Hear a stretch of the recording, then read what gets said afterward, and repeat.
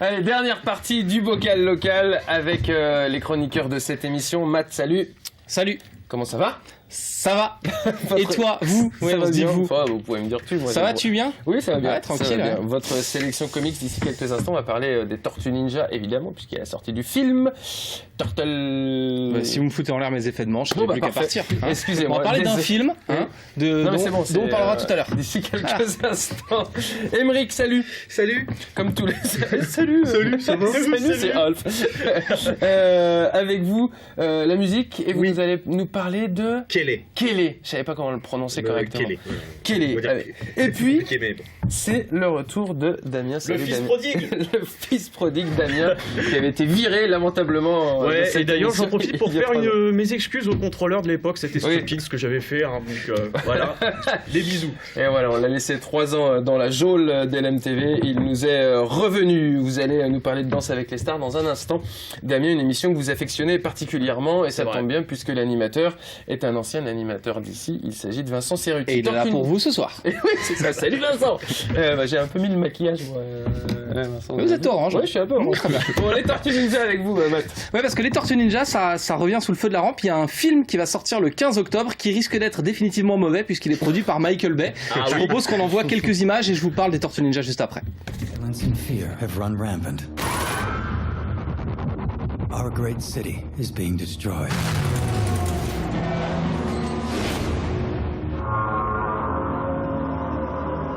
People want justice restored to this world.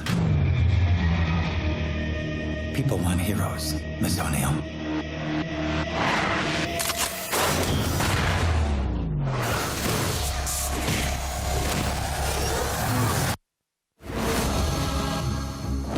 But heroes are not born. They're created.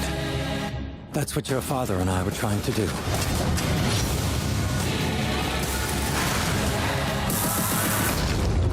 Create heroes.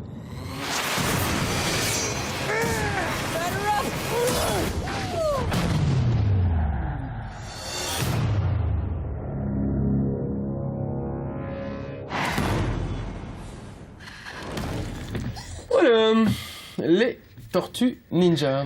Alors les Tortues Ninja, c'est pas une nouveauté puisqu'en fait ça a été créé en 1983 par 2 illustrateurs qui avaient envie de se faire remarquer. Ils publiaient des petites BD comme ça qu'ils envoyaient aux éditeurs et puis ils essuyaient beaucoup de refus et ils ont décidé de faire quelque chose d'un peu parodique. Alors ça devait être un petit feuillet d'une 20aine de pages pour montrer ce qu'ils étaient capables de faire. Il y a plein de références à la geek culture. Par exemple à l'époque, Daredevil, le super-héros de Marvel, combattait les ninjas du clan de la main. Donc dans les Tortues Ninja, on affronte le Foot Clan, donc le clan du pied par exemple. Donc il y a plein de références à la geek culture. Et c'est devenu un dessin animé qu'on a vu quand on était petit, des films qui sont discutables, plusieurs dessins animés, des lignes de jouets, plein de trucs en fait. Et c'est ce dont on parle de l'évolution des Tortues Ninja dans ce gros bouquin qui est sorti chez Huggin and Mumming, qui est spécialisé dans les gros bouquins un peu d'art sur la pop culture. Donc ça parle de la création des Tortues Ninja à l'époque où c'était une BD underground, du succès que ça a eu, finalement des épisodes, de la création de Mirage Studio qui était un studio de comics qui servait uniquement à éditer ces BD, la création du dessin animé, les jeux et tout ça. Et alors ce qui est formidable avec ce bouquin, c'est qu'en plus d'être bien documenté, il y a plein de petits trucs à manipuler. Par exemple, il y a des petits morceaux de tracts qu'on peut enlever du livre et tout machin. Dans la 4e de couverture, il y a une petite enveloppe et si vous regardez à l'intérieur, il y a le facsimilé de la première vraie BD des Tortues Ninja. Donc vous pouvez la relire en VO comme à l'époque avec les dessins d'origine et tous leurs défauts en fait finalement parce que c'était de la BD underground. Ouais. C'est un vrai bouquin de référence. Moi je suis pas plus fan que ça des Tortues Ninja, j'ai plutôt de la sympathie pour les personnages mais oui, c'est vrai que c'est ce que j'allais dire, on a tout de suite on était tout de suite en sympathie pour ces tortues, parce que ça qui vivent dans les égouts. Il y a cette référence au dessin animé qu'on a vu qui était rondouillard et tout et en fait c'est vraiment quelque chose d'intéressant même pour les trentenaires un peu cyniques et les vieux cons que nous sommes devenus finalement qui avons perdu nos âmes d'enfants. Ça s'appelle donc Tortues Ninja, ça sort chez Huggin and Mumming, ça coûte une 40aine d'euros, ça fera un très beau cadeau si jamais vous voulez pas l'acheter comme ça vite fait. C'est formidable. Oui non mais c'est vrai que c'est un bel objet en tout cas. Également pour votre sélection Matt Solo. Alors c'est une petite digression parce que c'est pas du comics à proprement parler, on peut un peu tirer le le raisonnement par les cheveux en disant que le mec qui a fait ça a dessiné des comics Tom et Jerry pendant une dizaine d'années. En fait, Solo, graphiquement, ça ressemble un peu à du franco-belge. C'est une BD d'action. Ça pourrait être un truc, si on le résume, vous allez avoir l'impression que c'est un type qui se bat dans une arène un peu en mode Spartacus. En fait, ça se passe dans un monde, lui c'est un homme rat, mais c'est juste une idée pour faire un délire un peu graphique. En fait, c'est une bande dessinée qui, en termes d'image, et de dessin, est formidable. Il y a un sens de la mise en scène, du dynamisme, de la décomposition de l'action qui est extraordinaire. Et de quoi ça parle ? Ça parle de notre humanité. Qu'est-ce qui fait ce qu'on est sous la contrainte ? Qu'est-ce qui fait que nous sommes les personnes on peut se perdre et puis se retrouver ? Voilà, c'est hyper bien senti. C'est diablement plus intelligent que ce que ça peut laisser présager comme ça. C'est pas juste une histoire de combat de gladiateurs. Et en plus, c'est extrêmement beau. Et voilà. Et ça s'appelle Solo. Et ça sort, je ne sais plus d'ailleurs. Ça sort chez Delcourt. Et c'est le premier tome, Les Survivants du Chaos pour Solo, un comics d'Oscar Martin, je pense, il est espagnol. Oscar Martin. Si, señor. Toute l'actualité des comics avec Matt et son équipe sur le site internet lescomics.fr. Je peux juste rajouter un truc. Oui. Pour ceux qui veulent en savoir plus sur les Tortues Ninja, il y a un site dédié aux Tortues Ninja qui s'appelle TMNT Kawabunga. Voilà, c'est écrit en bas de votre écran. Donc il suffit de cliquer sur votre écran de télé pour aller directement sur le site tmnt-kawabunga.fr. Ça marche, merci beaucoup Matt. Lescomics.fr, ce nouveau site que vous avez mis en place où notamment on y découvre les comics à travers des vidéos. D'ici quelques instants, Kelly avec Emmerich pour son coup de cœur musical quand j'aurai réussi à avaler ma salive. Et c'est le retour de Damien, voilà, je vais y arriver, c'est ça, c'est trop d'émotion, Damien. Oui, pour moi aussi, hein. Je devrais, j'ai un petit peu peur. Oui, mais c'est pas des sanglots dans la voix. Des sanglots. Je dis le retour puisque vous aviez sévi ici il y a 3 ans sur ce même plateau. Vous étiez plutôt d'ailleurs de ce côté-là. D'ailleurs, pour ma première, il y avait mon ami Emmerich qui était là. On se retrouve. Exactement. Et malencontreusement, nous n'étions plus tombés d'accord et je vous avais lamentablement licencié. Voilà. J'avais mis fin à votre bénévolat dans le local. Mais comme plus personne ne veut venir, on vous a rappelé. Et justement, on vous a rappelé, vous aviez quelques remerciements à faire, mon petit Damien. Tout à fait, je voulais remercier d'abord Pascal Brulon, le Big Boss. Oui. Celui qui m'a ouvert la porte du KGB où Julien m'avait enfermé pendant 3 ans, ce félon. Et 3 ans où je me suis quasiment exclusivement nourri de blattes et de quelques crêpes que mon ami Emmerich, merci à toi, m'avait passé sous la porte. Et vous allez nous parler aujourd'hui, Damien, de Danse avec les stars. Voilà, un divertissement populaire, festif, même si populaire, malheureusement, on entend la compile des années 80 en 8 volumes et les hits d'énergie, comme si en tant que populaire, on avait droit qu'à ça. Et Danse avec les stars, donc certaines mauvaises langues parlent de regard danser des gens plus ou moins connus, mais moi, c'est un peu mon péché mignon, on va dire. C'est vrai, vous aimez bien, vous. Voilà, en fait, j'ai un rapport assez ambigu à cette émission, c'est-à-dire que d'un côté, je peux critiquer les costumes paresseux, les musiques paresseuses, mais à côté de ça, j'adore. Je suis ce qu'on peut appeler un nerd. C'est-à-dire, en gros, je peux regarder les versions américaines, anglaises, australiennes. Ça m'amuse énormément et j'aime beaucoup cette émission. Et qu'est-ce que vous aimez dans cette émission, justement ? Eh bien, ce que j'aime, c'est la chorégraphie, c'est de voir quelqu'un qui ne sait pas danser à la base et qui peut avoir des chorégraphies absolument splendides, comme on va voir à la fin de cette chronique. Oui, c'est vrai, mais c'est dans la version américaine, celle que vous nous avez emmenée, mais ça m'a rappelé toute ma jeunesse. Et toute votre jeunesse à vous aussi, je pense. Vous regardez ça tranquillement dans votre canapé, vous, Danse avec les stars ? Voilà, exactement. Donc, avec mon canapé et mon ordinateur, parce qu'évidemment, j'ai Twitter, c'est ce que c'est. Oui. Et je l'utilise pas beaucoup. Moi. Voilà. Et donc, je pose, et surtout, moi, ce que je veux le soir, c'est gagner la fameuse guerre du LOL.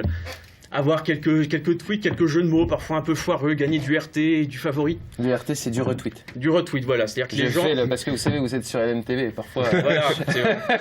Tous nos téléspectateurs ne savent pas forcément ce que c'est que le RT. Je dis que je suis sur LMTV. Do you speak Twitter ? Do you speak Twitter ? Voilà. Donc, je me suis posé, le samedi soir, t'as des tas de gens qui vont dire oui, on préfère avoir une vie, je pourrais boire des martinis au barou devant un groupe de free jazz. Ça me plairait, mais je préfère ça. C'est très très bien. Mais je préfère danser avec les stars tant que c'est là. Vous avez regardé évidemment la nouvelle saison qui va arriver. Je sais même pas qui sont les candidats. Alors samedi, on commence première Nathalie Péchala. Je sais même pas qui une sympathique danseuse patineuse artistique qui a gagné donc dernièrement à Sochi, oui, voilà. C'est elle donc, et qui voulait danser sur un cha-cha parce que c'est la semaine lacrymale, c'est-à-dire la semaine où on parle d'une ancienne histoire et on veut danser sur cette histoire. D'accord. Voilà. Ah oui, d'accord, ok. Voilà. C'est forcément un truc triste?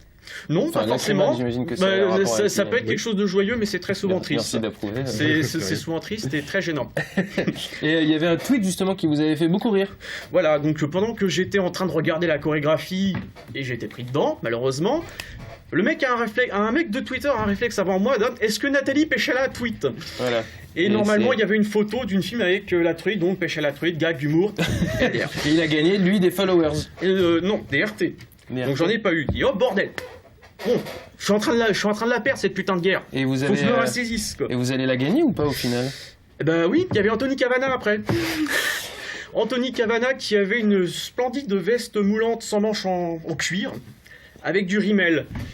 Et là, je me suis mis en mode Winnie l'ourson. Pense. La Corée était passée à la moitié. Et putain, bon, je tape. Anthony Cavana ressemble à un d'assistant de magicien à Las Vegas. 2 favoris. Voilà. Ça valait vraiment le coup de critiquer. Voilà, j'ai eu 2 favoris, même par ce tweet, ça valait le coup. Après, Ryan Bensetti. Putain, mais je les connais pas. Non, mais je te rassure, je te rassure, moi non plus. Pourtant, c'est des stars. Hein. Non, enfin, c'est censé. Gens plus ou moins connus, hein, c'est ce que j'ai dit. Enfin, si, Anthony Cavana, ça va, mais. Voilà. En fait, c'est un ado, copyright, d'une série qui s'appelle Peps sur TF1. Donc pareil, je connaissais pas du tout non plus. Il a une voix de canard, il est très agaçant. Peps, c'est un chanteur. Non, c'est un programme court. Ouais, et c'était aussi un chanteur qui chouine. Qui était venu ici d'ailleurs. Ah. Enfin, qui était venu au Palais à l'époque. Voilà. Feu le Palais. Et donc, j'ai eu le bon goût quand même de pas faire le genou Ryan Bensetti. Oui. Voilà, je m'abaisse pas ce genre de facilité, hein. Certains pédérés quand même. On va... Damien. Oui. Il y a aussi... Vous avez mis quoi? Maître Gims? Non. Non, il reprend. Voilà, il devait danser sur une chanson de Maître Gims pour son père qu'il avait abandonné à 8 ans. Et là, je me suis dit, mon Dieu, pour danser sur du Maître Gims, le père a eu raison de l'abandonner. On n'a pas le temps de tout faire sur Danse avec les stars, tout simplement parce qu'il faut quand même que Aymeric puisse parler un petit peu. Par contre, je voulais qu'on passe les dernières images que vous nous avez emmenées ce soir. Voilà, version américaine, donc Carlton. Ça, par contre, c'est la classe. Voilà, donc Carlton du Prince de Bel-Air qui danse sa fameuse danse dans la version américaine. Voilà. Vous entendez les clameurs du public, ça fait le tour du web et je l'ai regardé en boucle depuis ce matin. Le Prince de Bel-Air avec Will Smith.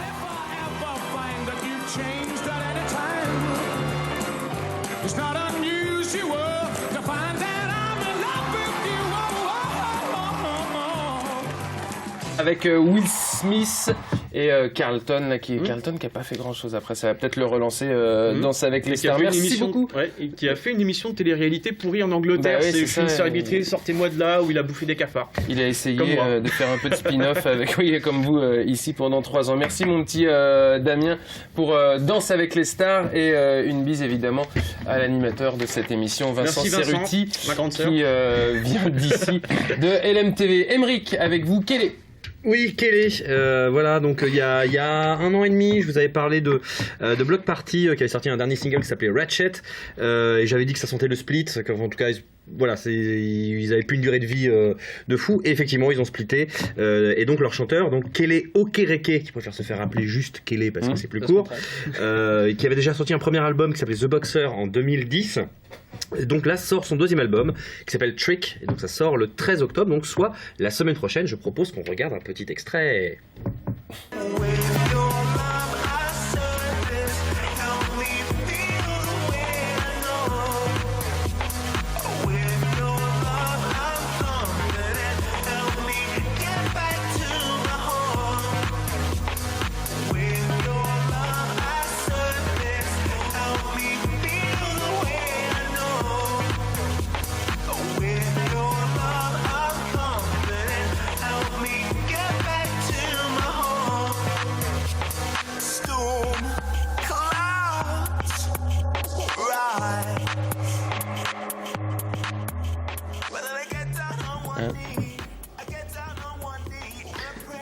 Voilà. Donc voilà. Vous êtes à l'écran, mon petit. Bah oui, c'est ça, exactement. Et donc Bloc Party, ça a toujours été un peu une frontière entre du rock un peu dansant et l'électro. Donc là, il plonge, je dirais, à pieds joints dans l'électro. Et donc, il nous sort en fait une espèce de concept album sur les différentes étapes d'une relation amoureuse. Il disait que c'était un petit peu quelque chose qui le fascinait.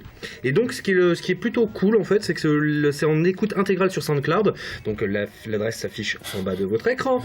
Et donc en plus, en bonus, il y a une version commentée de l'album par Kelly lui-même, ce qui est plutôt cool aussi. Voilà, ça permet une espèce de transparence sur cet album. C'est super, sur internet on peut écouter le disque avec un mec qui parle par-dessus. Enfin, c'est ça. Ouais, c'est bien. Et sans aussi. Ouais. Et sans. Oui, sans le mec qui parle dessus. Voilà, on n'est pas obligé de se bouffer Kelly qui parle. D'accord. Voilà.